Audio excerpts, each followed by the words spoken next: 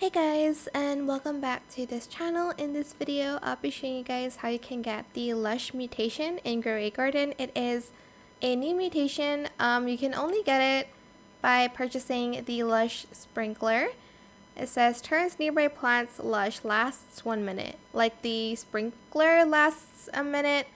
So just grab the Lush Sprinkler and place it where you want the mutation to be.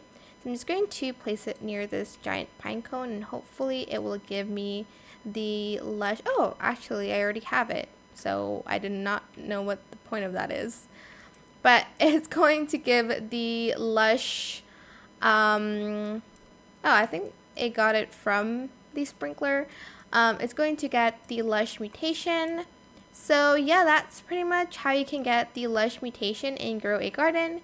It's just by purchasing the Lush Sprinkler.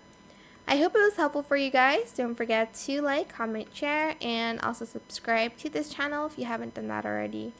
If you have any more questions about this video, just leave it in the comment section down below. I'll try my best to answer them all for you guys. And if you found this video helpful, please click the thanks button as well. That is it. Thank you so much for watching. Bye.